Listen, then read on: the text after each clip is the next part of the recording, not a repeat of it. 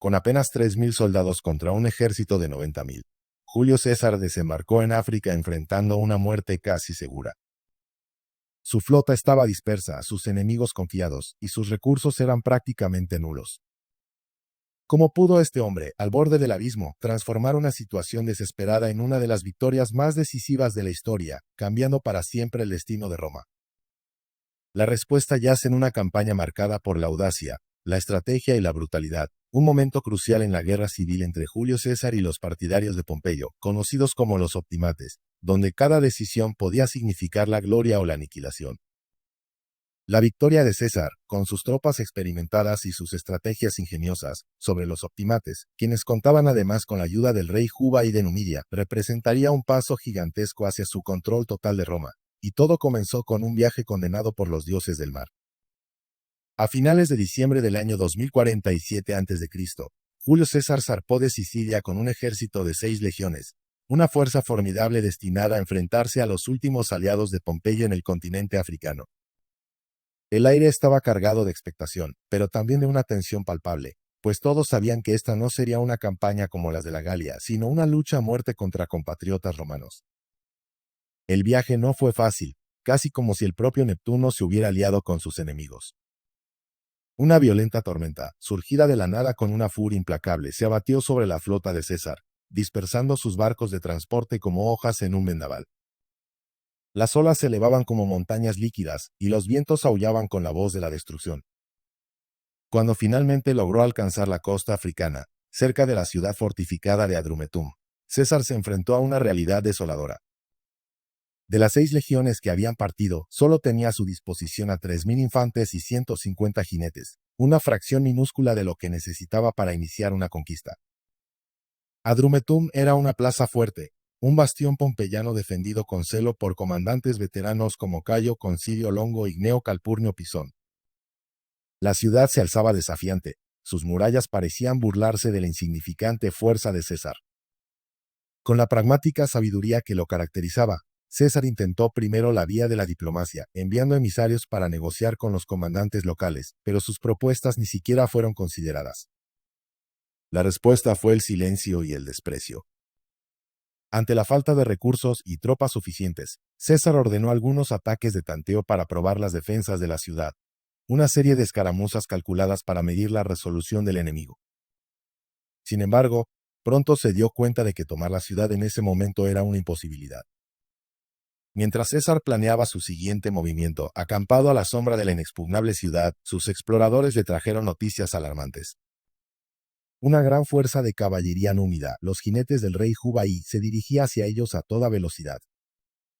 Estos jinetes, famosos en todo el mundo conocido por su agilidad, su velocidad endiablada y sus letales tácticas de emboscada, tenían la clara intención de rodear y desgastar al pequeño ejército de César hasta aniquilarlo. La amenaza era inminente y mortal.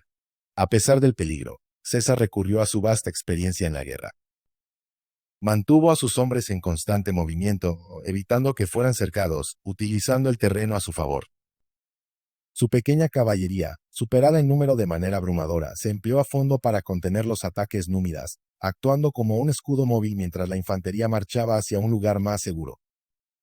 Finalmente, el 29 de diciembre, después de días de tensión y escaramuzas constantes, César y sus exhaustas tropas llegaron a Ruspina, un punto estratégico que le permitiría reorganizar sus fuerzas y ganar un tiempo precioso para repensar su estrategia y prepararse para la confrontación que se avecinaba.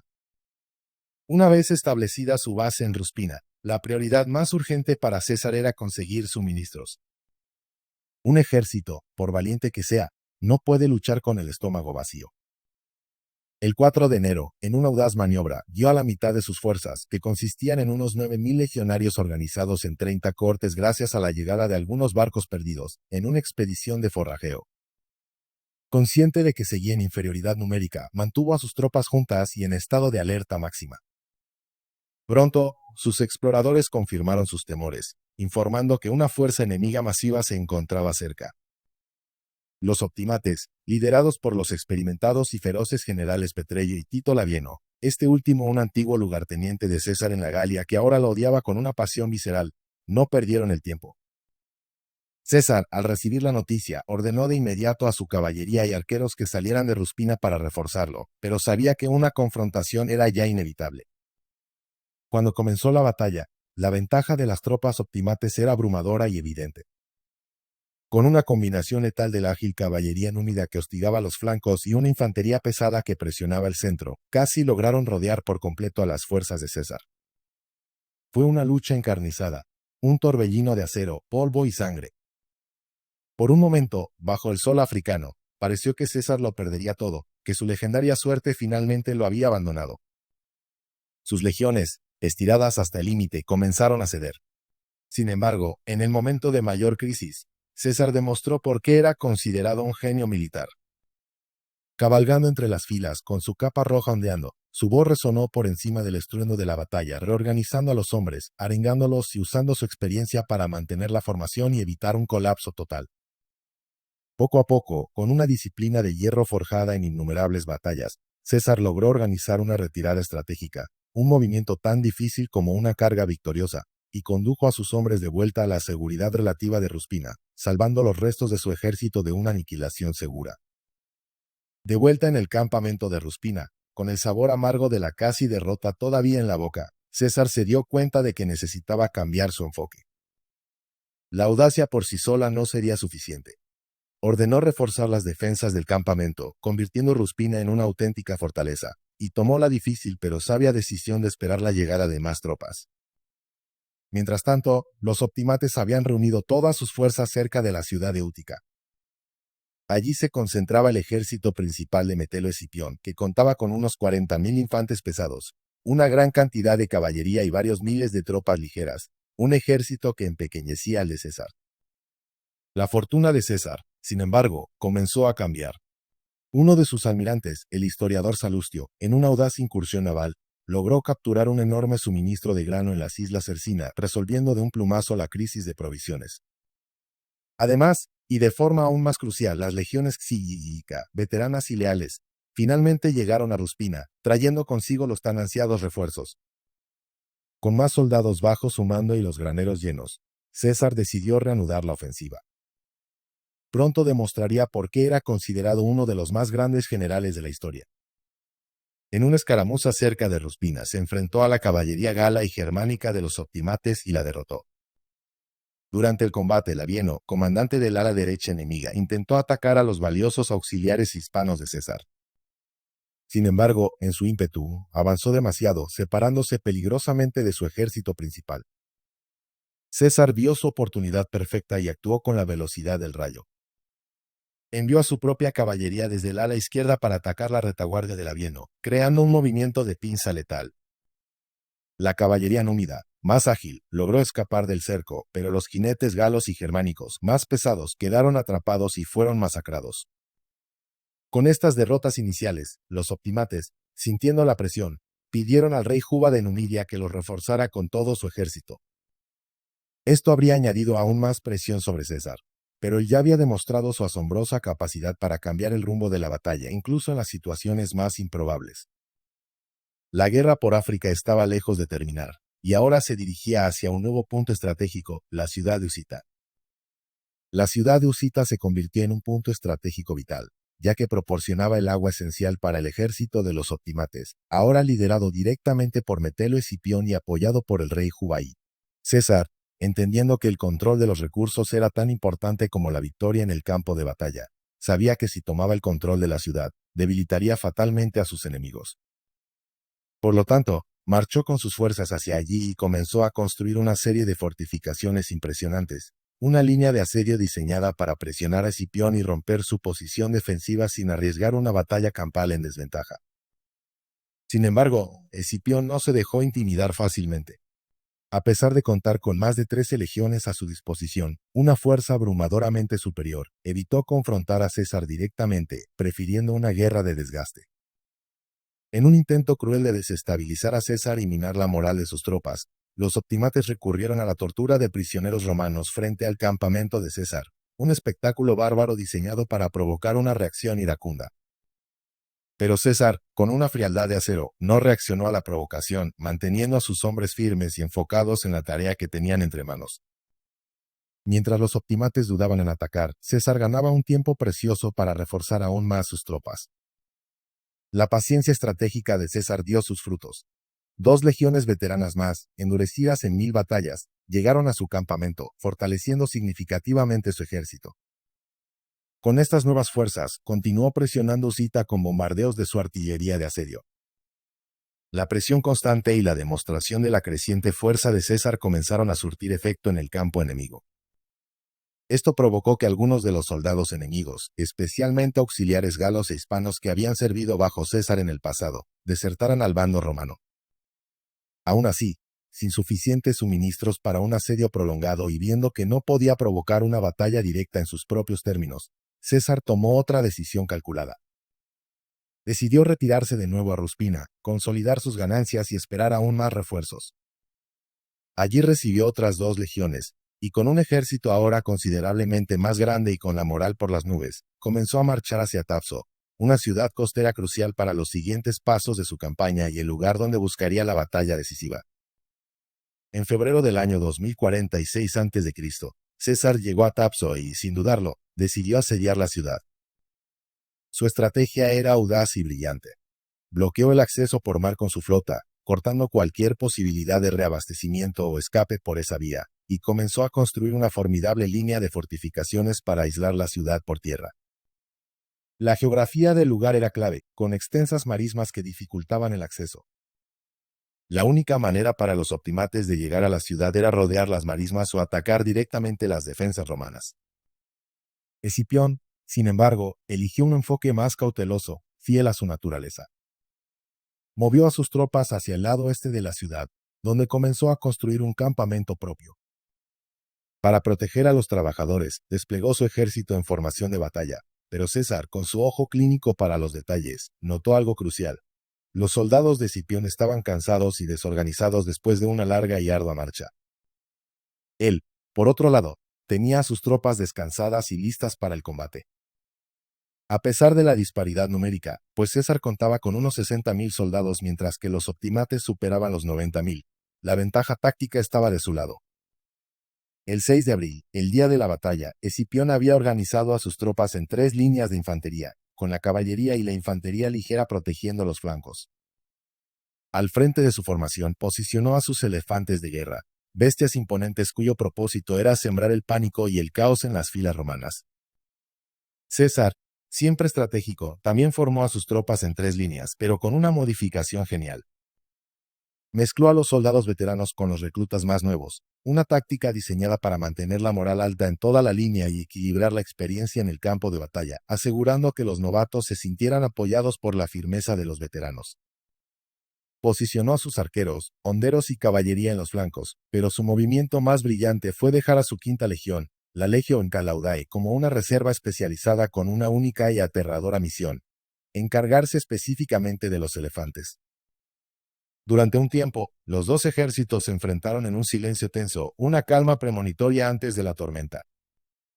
La tensión se acumulaba con cada segundo que pasaba, hasta que un trompetista de la séptima legión, ya sea por nerviosismo o por una señal malinterpretada, tocó inesperadamente la señal de avance.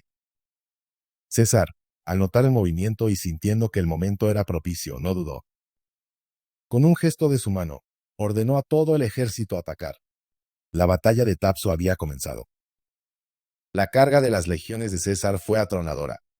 En el flanco derecho, sus arqueros y honderos desataron una lluvia de proyectiles sobre los elefantes que avanzaban.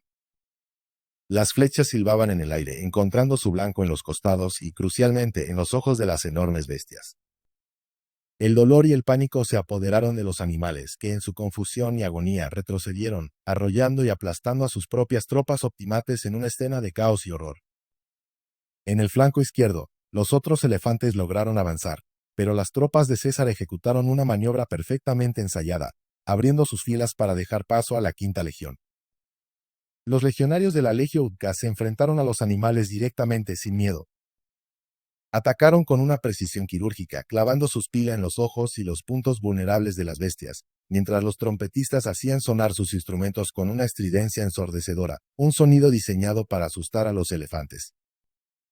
La combinación de heridas y ruido fue demasiado para los animales, que finalmente se dieron la vuelta y cargaron contra sus propias líneas, sembrando la destrucción en el corazón del ejército de Escipión. Con la amenaza de los elefantes neutralizada y convertida en un arma contra ellos mismos, las tropas de Escipión comenzaron a ceder. El flanco izquierdo de su ejército, devastado por la estampida de sus propios elefantes, fue el primero en colapsar, seguido rápidamente por el resto de las tropas. La formación optimate se desintegró en una masa de hombres que huían aterrorizados. César aprovechó el momento para desatar a su caballería, que barrió el campo de batalla, destruyó el campamento enemigo y persiguió a los restos del ejército de Escipión, que se retiraban en completo desorden. Mientras tanto, la guarnición de Tapso, viendo la batalla perdida, intentó un contraataque desesperado contra las fortificaciones de César, pero fueron repelidos con facilidad por las legiones que él había dejado atrás para mantener el asedio. Estas mismas legiones avanzaron y atacaron el campamento de Afranio, otro comandante enemigo, obligando a muchos a rendirse. El final de la batalla estuvo marcado por una masacre de una brutalidad espantosa. Se estima que alrededor de 10.000 soldados enemigos fueron asesinados. Muchos de los supervivientes que intentaron rendirse, arrojando sus armas y suplicando por sus vidas, fueron masacrados por los soldados de César, enfurecidos y sedientos de sangre tras la dura campaña. El control, generalmente impecable, que César tenía sobre sus tropas falló estrepitosamente ante la ferocidad del momento, convirtiendo la brillante victoria en una escena de caos y carnicería. A pesar de sus órdenes explícitas de perdonar a los prisioneros, sus legionarios, desatados, no mostraron piedad. A pesar de este final sombrío, la batalla de Tapso marcó una victoria decisiva para César, eliminando los últimos grandes focos de resistencia optimate en África y consolidando su dominio sobre Roma. Después de ganar esta batalla, César se enfrentó a un escenario en el que muchos de los líderes optimates todavía intentaban escapar. Metelo Escipión, Labieno, Juba, Afranio y Petreyo se encontraban entre los que huyeron, pero sus opciones eran extremadamente limitadas. La persecución de los líderes vencidos fue implacable. Juba y Petreyo lograron refugiarse en el reino de Numidia, pero fueron perseguidos sin tregua por Publio Sitio, un comandante mercenario aliado de César. Sin escapatoria posible y decididos a no ser capturados vivos para ser exhibidos en un triunfo romano, tomaron una decisión desesperada y trágica. En un acto final de orgullo romano, Juba y Petreyo se batieron en duelo, y Petreyo mató a Juba. Luego, con una sombría resolución, Petreyo ordenó a un esclavo que le quitara la vida, poniendo fin a su carrera de una manera tan dramática como su lealtad a la causa perdida. Mientras tanto, César reanudó el asedio de Tapso, y la ciudad, sin esperanza de recibir ayuda, pronto se rindió. Desde allí, marchó hacia Útica, donde el joven Catón, el más acérrimo e ideológico de sus enemigos, estaba al mando de la guarnición. Al enterarse de la derrota total de sus aliados en Tapso, Catón, el gran estoico, eligió su propio destino. Se negó a vivir bajo el gobierno de César y, en un acto que se convertiría en leyenda, se quitó la vida, convirtiéndose en un mártir de la República. Se dice que la muerte de Catón fue un evento trascendental y que el propio César lamentó su pérdida, afirmando que habría preferido salvarlo a verlo quitarse la vida, un testimonio del respeto que sentía por la integridad de su adversario. El destino de los demás líderes no fue menos trágico. Metelo Escipión intentó escapar a la península ibérica, reuniendo a un grupo de supervivientes en una pequeña flota. Sin embargo, las condiciones climáticas adversas, como si los dioses hubieran sellado su destino, obligaron a su flota a regresar a la costa africana, donde fueron interceptados por la flota de Sitio. Después de perder la batalla naval, Escipión, al igual que Catón, también se quitó la vida, prefiriendo la muerte a la captura y la humillación. Afranio y Fausto Cornelio Sila, que habían reunido a un grupo de supervivientes para saquear Mauritania, fueron capturados y ejecutados por las fuerzas de Sitio, un final sin gloria para dos hombres que habían ocupado altos cargos en Roma. Mientras tanto, Tito Labieno, el traidor, junto con los hijos de Pompeyo, Gneo y Sexto, logró lo que parecía imposible. Escaparon a través del mar hasta España, donde, incansables, comenzaron a reunir nuevas fuerzas para continuar la lucha. La guerra civil aún no había terminado. César, a su vez, regresó a Roma en julio del año 2046 a.C., consolidando aún más su poder y celebrando un triunfo magnífico por sus victorias. Sin embargo, la sombra de la guerra civil aún se cernía sobre la República. La resistencia que Tito Labieno y los hijos de Pompeyo estaban organizando en España conduciría a César a la batalla de Munda. Su última gran confrontación, una batalla que, según se dice, fue la más dura y reñida de toda su carrera. Una donde luchó no por la gloria, sino por su propia vida. Pero esa sería otra historia, el capítulo final de la sangrienta guerra civil de César.